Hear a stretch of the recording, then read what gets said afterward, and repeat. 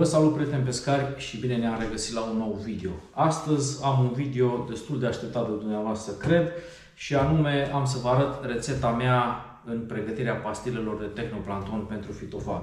V-am spus acum câteva luni că mai am puțin de lucru la ea, pe aici și pe acolo. În momentul în care voi găsi mai multe răspunsuri, am să o fac publică și fiecare e liber să facă ce vrea el cu ea. Aceasta va fi o rețetă. Vă voi da câteva variante la această rețetă ca să puteți să o adaptați în funcție de ce alegeți dumneavoastră sau unde alegeți să pescuiți, pentru că ce funcționează într-un loc poate nu o să funcționeze în altă parte și viceversa. Am să vă mai dau și alte informații pe care le dețin și de aici încolo fiecare rămâne, dacă rămâne ca fiecare să mai umble puțin la ea dacă trebuie. Da? Eu zic că nu mai trebuie. Dacă ascultați tot ceea ce vă voi spune eu acum și toate informațiile pe care vi le voi da, eu zic că veți fi gata să faceți pastile și să vă apucați de pescuit. Înainte să trecem la ingrediente pe care le vedeți în fața dumneavoastră puse, deci cam aceste lucruri vor fi adăugate în rețetă, plus lapte praf și, bineînțeles, niște coloranți. Cam acestea sunt ingredientele, dar înainte să trecem să vi le prezint pe toate, vreau să vorbim puțin despre timpul de dizolvare, pentru că am avut și eu câteva comentarii pe canal în care unii oameni îmi spuneau: dom'le, trebuie să țin o jumătate de oră, alții 10-15 minute și așa mai departe. Bun. Ce vreau să vă spun? Eu nu zic că ce ziceau acești domni nu este adevărat sau nu au dreptate. Au și ei dreptate, bineînțeles. Dar chestia este că lucrurile acestea diferă de la un lac, la un râu și de la, nu știu, altceva, de la un baraj. Da? Deci, în funcție de zona pe care pescuiți, că este o baltă privată, da? Deci o baltă privată cu plată, în care lumea merge și pescuiește zi de zi, că este o baltă sălbatică, unde nu se pescuiește atât de des, că mergeți pe Mureș, că mergeți pe Dunăre și așa mai departe, lucrurile vor diferi. Da? Deci, pastilele vor trebui făcute puțin diferit, în funcție de cum răspund peștii la ele. Și am să vă dau câteva exemple. Spunea cineva că pastilele ar trebui să țină, nu știu, 10, 15, 20 minute, maxim 25 de minute ca să facă nor cât mai mult. Eu am auzit niște discuții, am urmărit, pentru că și eu înainte să mă apuc să le fac, am tot strâns informații, am găsit un tip, cred că de prin Ucraina, care arăta ceva despre rețete și vorbea puțin despre rețete, da? Bineînțeles, era titrat în engleză, de-aia am înțeles câteva lucruri, nu complet, pentru că nu era o titrare foarte ok. Unele cuvinte erau titrate în engleză, dar cuvintele erau tot în rusă sau în ucraineană și atunci oricum nu le înțelegeau. Dar ideea e în felul următor. El zicea că pescuiește, făcea niște pastile pentru un anume lac sălbatic, unde zicea că în momentul în care arunci și lansezi pastila, peștii oarecum se sperie și nu revin înapoi în mai puțin de 45 de minute. Da? Deci aia înseamnă că dacă noi facem o pastilă de 20 de minute sau de 30 de minute, aruncăm, peștii se sperie și pe când vor reveni peștii înapoi, nu va mai fi nimic la plută sau deci nu va mai fi pastilă și nu vor mai avea la ce să revină. De asta este bine să știm unde pescuim și să facem în funcție de ce avem noi nevoie. Da? Deci el zicea că pastilele pe care le face să țină, nu știu, cam o oră jumate. Da? Deci vă dați seama, în momentul în care arunci peștii se sperie, se întorc înapoi cam în 45 de minute. Și cum a ajuns el la concluzia că ei se întorc înapoi în 45 de minute? Simplu, nu a avut niciodată trăsătură mai repede de 45 de minute. Deci atunci putem să știm, băi, peștii fiind un lac, deci nu poți să zici că sunt în coada lacului sau așa mai departe. Efectiv se sperie, pentru că poate nu este o densitate atât de mare de pește, ei se sperie și le trebuie aproximativ 45 de minute să revină în zonă. Și atunci ai nevoie de o pastilă care să țină, nu știu, o oră jumate, ca să poți să ai ceva în cârlig în momentul în care se întorc peștii. Sfatul meu ar fi în felul următor. Puteți să faceți și pastile care țin 30 de minute și să începeți pescuitul cu ele. Da? Deci faceți 30 de minute, pentru că ele vor face un nor foarte puternic. În momentul în care se adună peștii pe val, din punctul meu de vedere, ar trebui pastilele făcute să țină puțin mai mult. Adică, nu știu, o oră jumate, 2 ore, în funcție de ce pescuiți. Eu ce vă dau acum, rețeta asta, este testată de mine pe Mureș. Noi pescuim relativ în curent pe Mureș, nu un curent foarte puternic, dar este curent destul de mare, să-i spunem, pentru că în timp de vară pescuim aproape de mijlocul Mureșului. Timpii de dizolvare vor diferi drastic dacă pescuiți pe un lac, da? Deci s-ar putea să fie dublu. Dacă eu vă dau o pastilă care, să zicem, va ține o oră jumate, probabil că lacul va ține 3 ore. În funcție și de valuri, bineînțeles, și așa mai departe, de curenții de apă. Dar ce vă voi arăta eu funcționează pe Mureș și eu am prins anul ăsta, am prins chiar foarte bine și probabil dacă ați văzut video veți ști că colegii erau pe pastile de comerț și eu am prins mult mai bine ca ei. Se poate să fie o întâmplare, se poate să fie că pastilele mele se dizolvau puțin mai repede, făceau un nor mai puternic, aveam poate o aromă mai intensă, un colorant mai bun și așa mai departe. Dar cam aceste lucruri trebuie să le știți, da? Deci nu plecați urechea la ce zice X, la ce zice Y sau la ce zic eu și să le luați de drept exemplu. Pentru că unde pescuiți dumneavoastră s-ar putea ca lucrurile să difere. Și atunci veți avea nevoie poate să umblați puțin la rețetă, să o faceți să se dizolve mai repede sau să o faceți să se dizolve mai încet. Acum, ce vă voi da eu? Vă voi da rețeta de bază, care se dizolvă destul de repede. Eu cred că pe Mureș nu ține mai mult de 30 de minute această rețetă, maxim 40 de minute. Pe baltă probabil va ține mai mult. După care vă voi arăta și ce fac eu ca să țină mai mult pe Mureș și vă voi mai spune ce să mai faceți dacă vreți să mai adăugați timp la această rețetă și mai mult.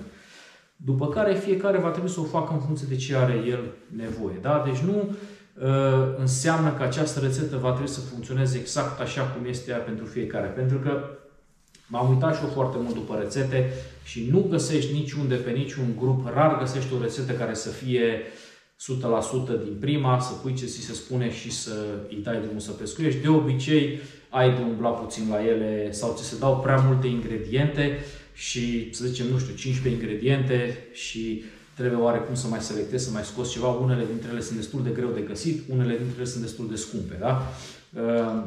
Și de acolo, bineînțeles, rămâne ca fiecare să vadă ce trebuie schimbat. Dar ce vă dau eu este gata de pescuit. Bun, haideți să nu mai lungim vorba, dar am ținut să fac aceste precizări. Haideți să-i dăm drumul. Deci veți avea nevoie de un cântar, dacă este. Acum, eu am mai făcut și fără cântar, le mai aproximăm la ochi, pentru că nu... Greutățile sunt oarecum critice, dar să zicem, dacă trebuie să pui 300 de grame și pui, nu știu, 320 de grame, nu o să schimbe cu nimic. Acum, dacă pui 500 de grame, da, s-ar putea, dar ideal ar fi să aveți un cântar electronic și vă trebuie o râșniță, da? Mai mică, mai mare, de cafea, cum aveți. Eu am una mai profesională, de 550 de grame. Merge destul de bine, pentru că unele dintre ele vor trebui date pe râșniță. Haideți să iau aceste... Haideți, de fapt, să le și prezentăm. Deci vom avea nevoie pentru această rețetă de lapte praf pentru viței. Este aproximativ 14 lei kilogramul. Vom avea nevoie de mălai de porumb. Vom avea nevoie de pesmet.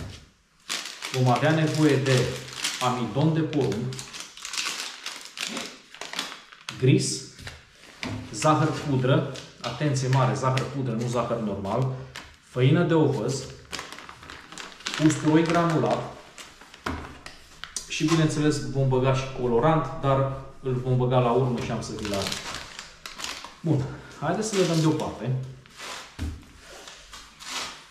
Și avem așa, haideți să pornesc cântarul.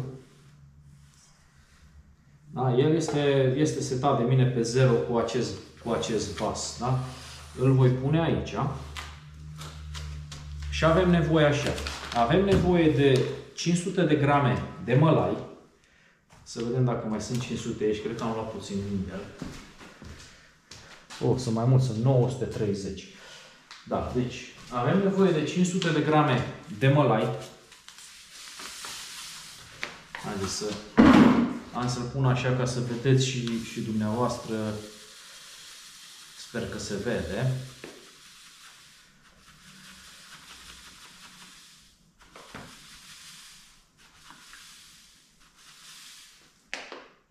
Da. Deci am pus 500 de grame, 507 grame de mălai. Acum Nu știu dacă se vede pe cameră, dar sunt 507 grame. Nu cred că poate să zică cineva că umblu la ele sau fac ceva, pentru că dacă nu vreau să vă arăt rețeta, nu vă arătam, iar dacă veți încerca să o faceți, cu siguranță vă va ieși. Mălaiul este destul de mare, așa că îl vom da pe râșniță. Da? Deci desfacem frumos râșnița. Această râșniță are capacitatea să facă tot acest mălai, dar eu îl voi da în două ca să se facă mai bine. Da?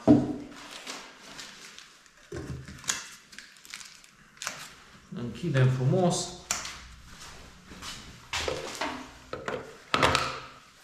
Și pornim râșnița, o să o las să meargă cam 1 minut și ceva.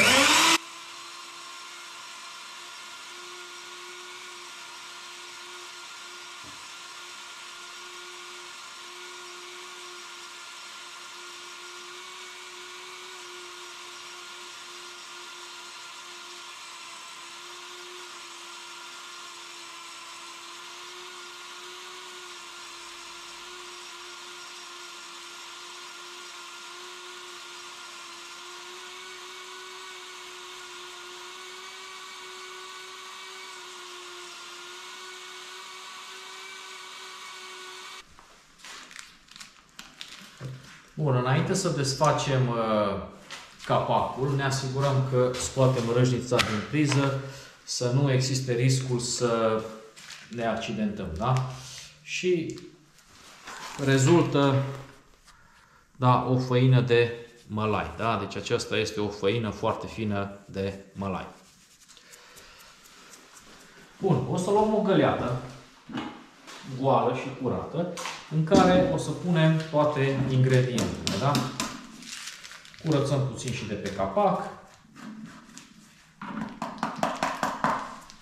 Așa. Și turnăm și din râșniță. Acum vom pune restul de mălai. Și o să-i dăm drumul să ne macine și restul. Ok, desfacem.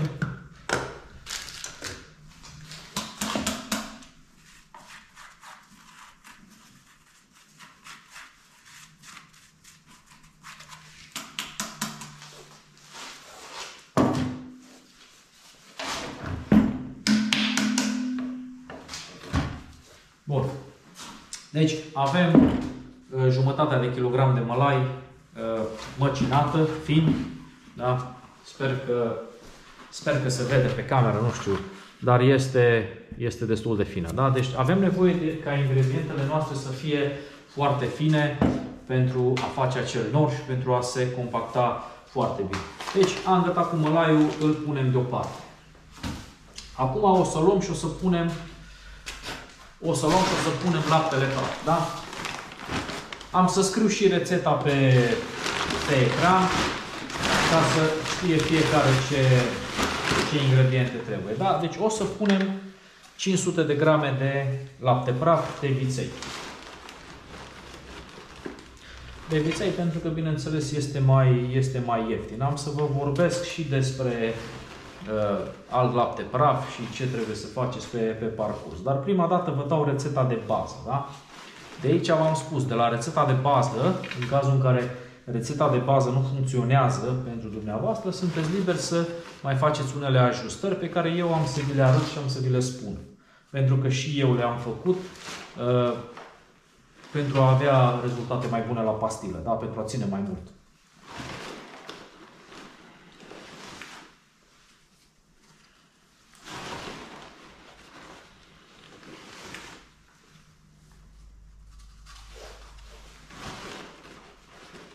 Sunteți liberi să purtați o mască dacă vreți, pentru că o să vi se umple nările cu aceste prafuri, pentru că sunt foarte fine. Și avem și lapte praf, 509 grame, îl lăsăm așa, că vorba aia nu trebuie să fim foarte, adică la ultimul gram, pentru că nu facem nave spațiale. Iar acest lapte praf se toarnă direct în amestec pentru că el este deja foarte fin și nu mai trebuie mestecat. Deci nu mai trebuie dat prin râșniță. Acum, suntem iară pe 0. Vom adăuga 300 de grame de pesmet. Da, pesmet. Luați de care eu am luat ce am găsit la magazin. Acest pesmet, dacă vreți, îl puteți face și din pâine uscată. Este cam 7 lei 500 de grame, deci 14 lei kg. Se poate face din pâine uscată pentru că oricum se aruncă sau se dă la animale și va fi mult mai ieftin. Eu stau foarte rău cu timpul, de multe ori. Tot am zis că am să-mi fac și eu din pâine uscată, dată, făcută mărunt și băgată în râșniță, dar deocamdată nu am avut timp. Deci îl dăm pe 0 și punem 300 de grame de pesmet.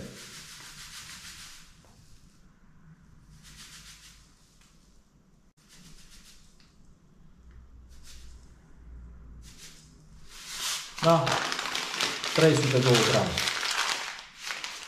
Îl dăm și pe acesta deoparte, că am terminat cu el și îl luăm și îl punem în râșniță, pentru că pesmetul este destul de mare ca și granulație. Îl luăm și îl punem în râșniță.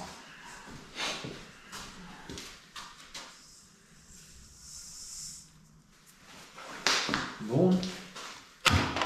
Scoatem din priză, desfacem capacul.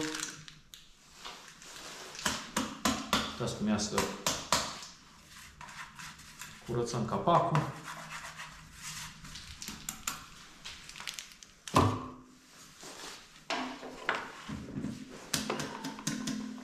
Bun. Da?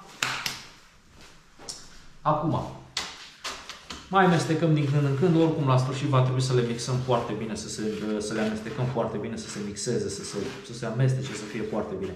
După cum vedeți, iasă destul de mult praf, deci v-am zis, puteți să folosiți o mască până gătați tot mixul de amestecat, pentru că o să vedeți, o să vă intre în nas. Dar eu trebuie să și vorbesc așa că nu am să folosesc acum. Acum, gris, da? 500 de grame de gris. Grisul de obicei este măcinat destul de mic, da? Deci este destul de fin. Se vede și acesta, nu o să mai dăm pe nimica, nu mai cântărim pentru că are 500 de grame. Scrie, da, stați să văd, să verific rețeta ca să nu mă încurc în ele, dar da, 500 de grame de lapte praf am pus, 500 de grame de mălai am pus, 300 de grame de pesmet am pus, 500 de grame de gris, da? Îl luăm și îl turnăm direct din pungă, pentru că sunt 500 de grame. Acum, plus minus 2-3 grame, după cum v-am spus, nu are nicio importanță. Acum, zahăr pudră. Da? Atenție! V-aș recomanda să luați zahăr pudră de comerț sau dacă aveți o râșniță foarte bună și vreți să-l mixați, să-l dați prin râșniță, să-l faceți dumneavoastră, se poate și așa. Eu am făcut o rețetă mai de mult și nu mi-a plăcut cum a ieșit cu el făcut de mine. Acum nu știu dacă a fost de vină zahărul sau fi fost altceva de vină. Dar una peste alta, dacă nu aveți, luați din comerț. Eu am luat din comerț zahăr pudră și o să folosesc zahăr pudră.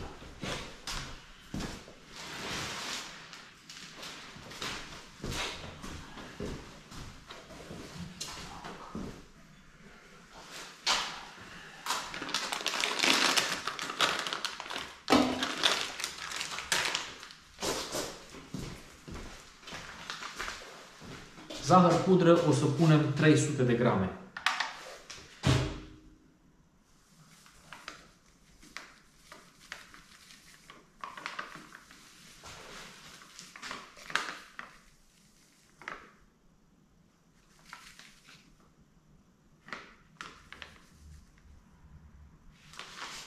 Bun, 302 grame.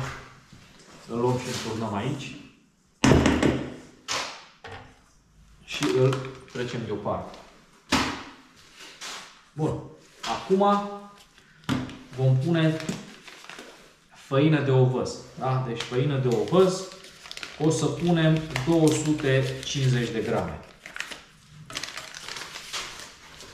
Este pe 0.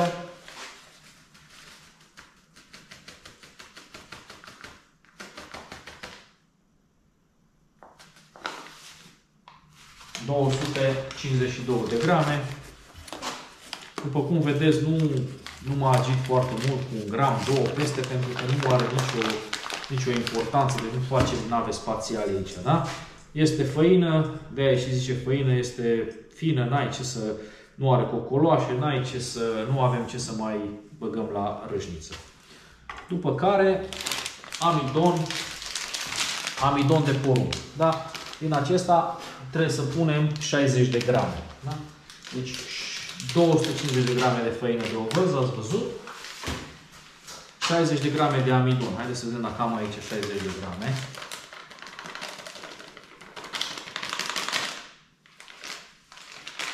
Haideți să pun pe tot, că gata. 66 de grame în total. Așa.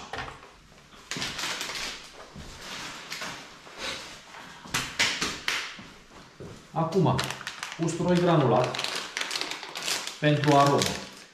Dacă vreți, puteți să nu puneți aroma și să faceți mixul de bază fără niciun fel de aromă. După care îl puteți împărți în 2-3 găleți și faceți mai multe. Poate vreți într-o parte să puneți, nu știu, căpșună, într-o parte vanilie, într-o parte altceva. Eu am să fac doar de usturoi. Vremea e rece, din punctul meu de vedere usturoiul îi place tot timpul, mai ales în vremea rece, da? Și atunci am să pun toată punga asta, 100 de grame de usturoi granulat de la Lidl, acolo l-am găsit cel mai ieftin. Bun, acum o să mi se oprească bateria imediat, dar revin dacă e ceva. Avem mixul aici, mixul nostru, l-am amestecat foarte bine. Vă spun sincer, aceasta este rețeta de bază. Pentru mine nu a funcționat pentru că pe mureș ține foarte puțin. De multe ori am impresia că nici nu se încheagă foarte bine. Și de aici am intervenit. Da? Am intervenit în mai multe moduri. Am să vi le arăt pe toate. Am să vă arăt și rețeta de bază, pentru că s-ar putea ca cine pescuiește pe lac să-i fie suficient această rețetă și să poată să o folosească și să-i separă ce trebuie. Am să fac și eu câteva pastile pentru că s-a răcit apa și s-ar putea să țină mai mult decât ținea astă vară și s-ar putea să facă un nor mai puternic, pentru că acum pastilele de comerț vă vor ține 6 ore, 7 ore în apă, deci clar nu vor fi atractive pentru pești. Aceasta va ține mult mai puțin. Dar ce am făcut eu? Deci aceasta este aproximativ rețeta de bază. Am luat o unitate de măsură, acest pahar, da? Așa. Și am luat de aici 10 pahare și am pus într-o altă găleată. Da? Deci 10 pahare și punem într-o altă găleată.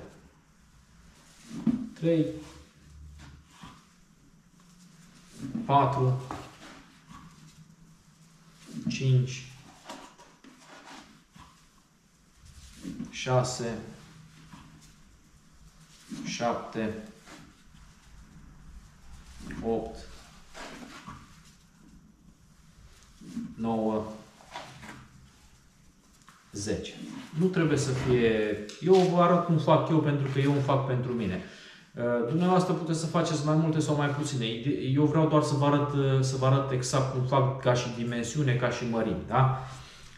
Sfatul meu ar fi să faceți altceva dacă nu. Ați făcut mixul de bază, după care luați o cantitate puțină din ea, să zic un pahar, și încercați cu ceva, faceți o pastilă, două, vedeți cum se comportă și așa mai departe.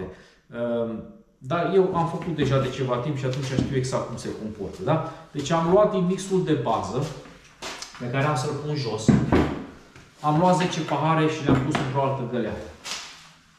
Cu același pahar voi mai lua 5 pahare de lapte praf și voi pune peste. Da? Deci voi mai adăuga încă jumate din cantitatea de bază de lapte praf. Lapte praf tot așa de viței. Da? Acum 1,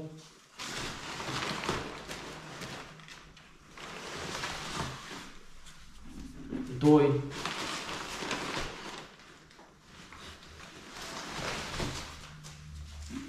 3, aproximativ 4, Haideți să luăm unul cu vârf, dacă se poate, ca să compensăm pentru cel dinainte. Să mai punem puțin. Da, să zicem 5 pahare.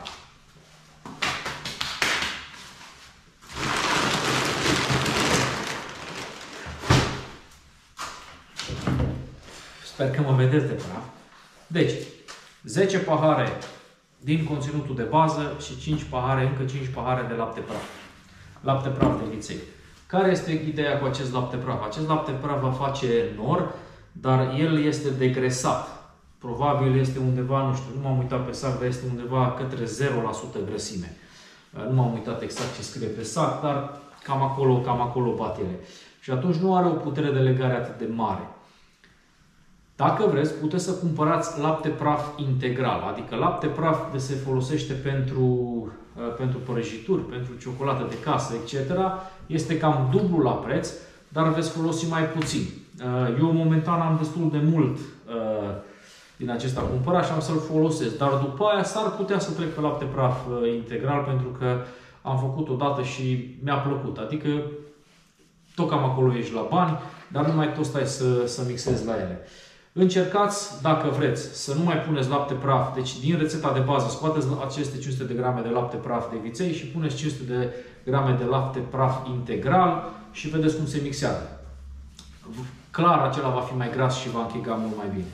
Dar acesta este ieftin, se găsește peste tot. Bun, haideți că între timp s-a gătat bateria. Deci, după cum vă ziceam, dacă vreți să înlocuiți laptele praf de viței cu lapte praf integral, care are 26% grăsime, este cam dublu la preț, dar probabil va trebui să puneți mai puțin, se vor închega mai bine și așa mai departe. V-am spus, sunt foarte multe variante. Ideea e că trebuie să jonglați la ele în funcție de ce vă convine dumneavoastră, de unde pescuiți. Vreți să se dizolve mai repede, mai scoateți din ingredientele care leagă, gen lapte praf, făină de ovăz și așa mai departe. Vreți să se dizolve mai greu, mai adăugați la cantitățile acestor ingrediente un lapte praf mai bun sau un ingredient care leagă și făina de mazăre galbenă, leagă foarte bine, și făina de ovăz leagă foarte bine și așa mai departe. Deci, haideți să revenim la oile noastre. Ați văzut, din compoziția de bază am pus 10 pahare aici și am pus 5 pahare de lapte praf. După care avem aproximativ 15 pahare de material din care să ne facem pastilele. Cam la 15 pahare eu adaug un pahar de colorant alimentar, da? Haideți să vi-l arăt de aproape. Acesta este galben, celălalt este verde. Colorant galben, da? Uitați aici. Colorant verde lime, 1 kg, este aproximativ 60 de lei. De la Top Ingrediente. Da, le găsiți pe internet. Sunt și cu 30 de lei. Eu le-am încercat pe acestea, sunt foarte mulțumit de ele. Dar sunt și mai ieftine, dacă acestea vi se par scumpe. Sunt și la jumătate de preț. Nu știu exact cum funcționează, că nu le-am încercat. Da?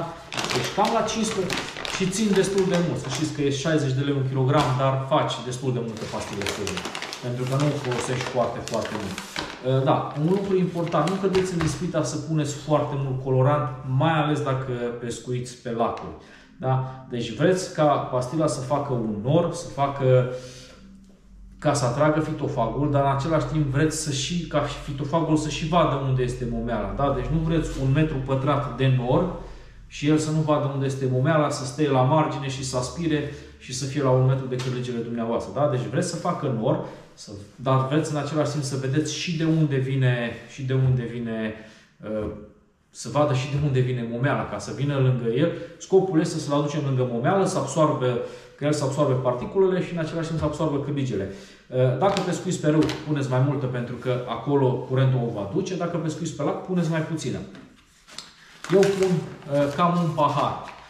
Am făcut experimente și cu 2 pahare, și cu 1 pahar, și cu mai puțin. Nu prea am văzut diferențe foarte mari, dar anul acesta a fost și foarte dificil la fitofag. Deci nu s-a mai prins ca anul trecut și atunci nu pot să vă spun dacă sunt diferențe foarte mari. Dar Eu când am prins foarte bine, atât am pus. Am pus la 15 pahare, am pus aproximativ un pahar de colorant. Da? Deci am pus aproximativ un pahar. Aici ar trebui să vă luați niște mănuși pentru că o să vă îngălbeniți sau înverziți pe mână. Am turnat jumate din el. Ca să-mi iau niște mănuși. O să amestecăm bine, după care adăugăm și cealaltă jumătate de pahar și vom amesteca foarte, foarte bine. Uitați ce praf face. Avem și laptele praf cu spese, deci trebuie să amestecăm foarte, foarte bine, să se omogenizeze foarte, foarte bine. Da, deci am pus tot paharul. Acesta este un colorant galben. N-am văzut o diferență între galben și verde, să vă spun sincer. Eu mai am și roșu, pe care nu l-am folosit niciodată. Și cineva îmi spunea nu de mult că a prins foarte bine la nadă cu colorant roșu. Probabil am să încerc și eu, dar sezonul ăsta deja este târziu. Dar la anul, cu siguranță, am să încerc și eu, pentru că am un kilogram întreg. Bun, fraților, și acesta este amestecul, da? Ați văzut amestecul de bază, îl puteți încerca, vedeți cum se leagă, dacă sunteți mulțumiți și vă puteți să folosiți acele pastile, folosiți-le așa. Dacă nu, v-am arătat cum se îmbunătățește. Această variantă îmbunătățită mie mi-a ținut pe Mureș cam o oră jumate, deci eu zic că este destul de bine. Eu zic că o pastilă bună în momentul în care aveți peștele pe vad ar trebui să fie o pastilă să țină între o oră și 2 ore. Pentru că eu zic că va mânca, îl va atrage. Mi se pare cam puțin 30 de minute în momentul, adică când este cald, pentru că așa putem să pescuim la nadă. Adică ce rost are să ne apucăm să ne facem pastile când putem să, nu știu, să mixăm niște nadă, nu mai stăm să mai pierdem vremea să facem pastile, mixăm niște nadă și dăm la momitor și 30 de minute cam ține și pe momitor, da? Deci eu nu văd de ce ar trebui să facem o pastilă care ține 30 de minute, dar v-am spus, lucrurile stau diferit în funcție de unde pescuiește fiecare. Ar mai fi o variantă pentru cine nu vrea să treacă prin toate lucrurile astea. Am încercat-o. Luați nadă din comerț, orice nadă de fitofag, măcinați-o fin, după care adăugați un 250-300 de grame de făină de ovăz și adăugați 400-500 de grame de lapte praf. Da? Dacă este din acela cu grăsime, este și mai bine. Și luați și presați și vă vor ieși niște pastile tot așa de o oră jumate, 2 ore. Da? Deci, dacă vreți varianta aia, este mai rapidă. Am făcut-o și eu de câteva ori. Sincer, e bună și aia, nu pot să zic că nu e bună. Aceea este o rețetă mai rapidă pentru cine nu vrea să petreacă atâta timp. Probabil veți ieși puțin mai scump decât această variantă. Dar dacă găsiți o nadă mai ieftină, dar să fie de fitofag, bineînțeles, pentru că are cam tot ce trebuie în ea, o măcinați foarte fin și adăugați ce v-am zis eu, presați, mai puneți niște aditivi, da? Adică gen, nu știu, niște arome de usturoi, de căpșună, de vanilie, de ce vrea fiecare. Da? Iar când puneți aromele în ea, nu vă grăbiți să o mirosiți de aici. Cel mai bine să o mirosiți când este presat. Acolo veți vedea exact dacă are destulă aromă sau nu, pentru că aici vă va mirosi și laptele praf și mai multe și vi se pare că nu este destul de aromată. În momentul în care presați pastila, atunci veți vedea exact cât de aromată este și nu vă oprește nimeni să mai adăugați niște usturoi granulat sau niște vanilie sau ca și căpșună. Eu când am făcut de căpșună am luat, de exemplu, budincă de căpșuni. Da? Am luat budincă de căpșuni, cea mai ieftină pe care am găsit-o în magazin și la acest mix, să zic, am adăugat 3 sau 4 plicuri de budincă de căpșuni. Da? Am pus acolo, este un praf foarte fin, am mixat și a ieșit cu o aromă foarte bună de căpșuni. Da? Deci nu m-am dus pe aditiv de căpșuni sau cine știe ce, efectiv budincă de căpșuni. Da? Bun, deci cam acestea sunt rețetele. Haideți să facem niște pastile. Am să fac o pastilă din acest mix, o pastilă din acel mix. Le vom pune în borcane, voi cronometra. Iar eu mă voi apuca să fac pastile și înainte să plec vă voi arăta cum arată pastilele, cum s-au dizolvat și așa mai departe. În celălalt mix voi pune niște pulbere verde, adică niște colorant verde, o să văd cât mai am acolo pentru că nu mai am mult. După care mă apuc să fac 2 pastile. Nu vă mai arăt pentru că nu vreau să fac videoul de 2 ore. V-am arătat toată cum fac pastile. Pentru cine nu a văzut, este un video pe la mine pe canal în care vă explic și elementele, adică și ce unelte folosesc pentru a face aceste pastile și vă arăt și cum le fac. Da? Deci astăzi v-am arătat doar ingredientele. Sper că nu va fi un video foarte lung, dar vreau să explic foarte, foarte bine pentru că să nu mai avem comentarii de genul dar de ce nu așa, de ce nu pe dincolo și așa mai departe. După cum am spus, trebuie adaptată rețeta pentru fiecare loc de pescuit. Da? Deci nu există rețeta perfectă care să funcționeze perfect peste tot. Bun, haideți o să vă arăt când bag pastilele în apă și vă arăt la sfârșit. Bun, deci avem 2 pastile făcute, una dintr-un mix, una din altul. Le voi introduce pe fiecare într-un borcan și vom vedea cum rezistă în borcan și cum se desprind și așa mai departe. Avem varianta de bază în care am pus colorant verde și varianta îmbunătățită în care v-am arătat că am pus colorant galben. Pastilele sunt de dimensiuni egale. Am să le pun în borcan, vă las puțin camera să vedeți cum încep ele să elimine, deci să lucreze și ne vom uita la ele, voi lua camera și ne vom uita la ele din 30 în 30 de minute să vedem cum rezistă. Da? Acestea fiind în borcan, apa de la robinet, deci de la bateria exterioară, robinetul exterior. Țineți minte că, bineînțeles, pe râu se vor comporta diferit pentru că va fi curent. Da? Și cu cât apa este mai caldă, cu atâta, bineînțeles, și ele vor lucra altfel. Da? Deci le băgăm pe amândouă în apă. După cum se vede, una s-a înverzit, sper că se vede. Una s-a înverzit, una s-a îngălbenit. Și deja încep să emane particule. Aceasta emană mai repede. Haideți să filmez și de aproape. Uitați aici. Uitați și aici. Acest borcan este puțin mai murdar, dar asta să văd așa.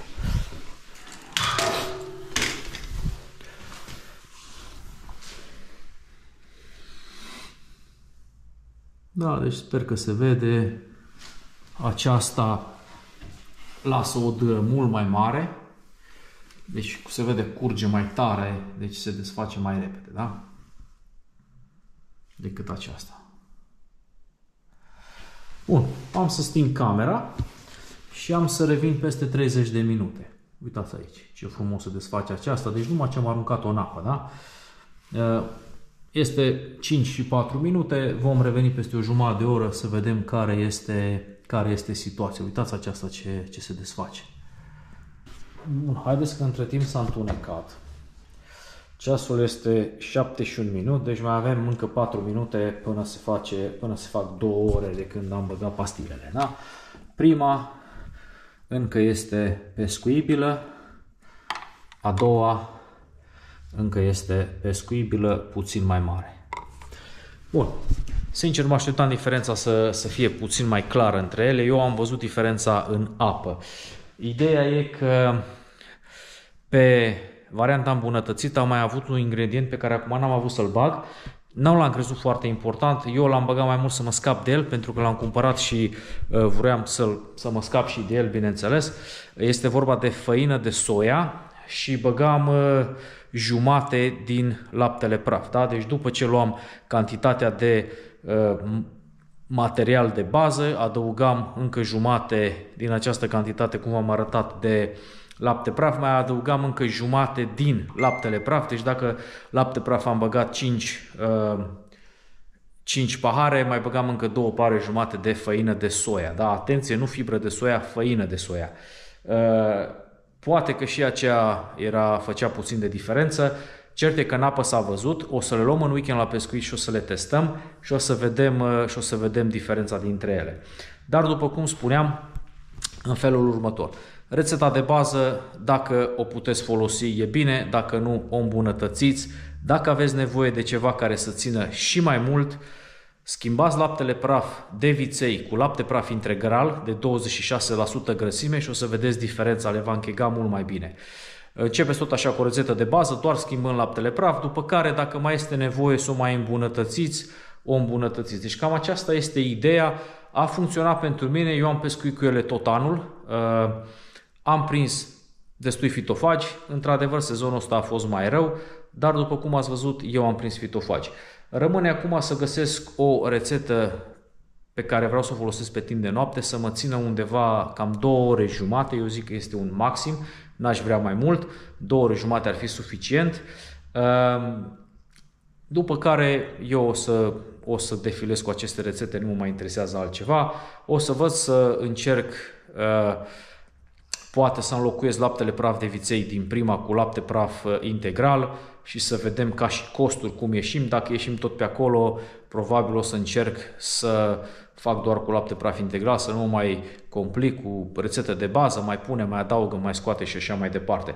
Dar această rețetă de bază este foarte bună în condițiile în care ești pe un lac sau ești undeva și vrei oarecum să momești, pentru că ea se dizolvă mai repede și vei atrage mult mai mult peștii pe vad. În momentul în care peștii sunt acolo, poți să schimbi și să pui o pastilă care se dizolvă mai lent, să nu trebuiască să tot schimbi la ele pastile. Deci eu zic că este destul de simplu. Rugămintea mea ar fi, dacă v-a plăcut video, să dați un like, să vă abonați dacă n-ați făcut-o încă și dacă credeți că este un video bun, puteți să dați și un share pe rețelele de socializare. Deci acum a sunat alarma de 2 ore.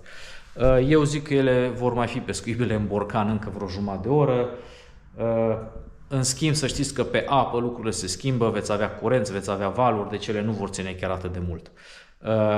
Da, rămâne să ne vedem cu ele la pescuit în weekend, să vedem cât stau și cum stau în apă și poate, cine știe, poate reușim să păcălim vreun fitofag. Eu vă mulțumesc că m-ați urmărit, vă urez fire întinse și ne vedem data viitoare. La revedere!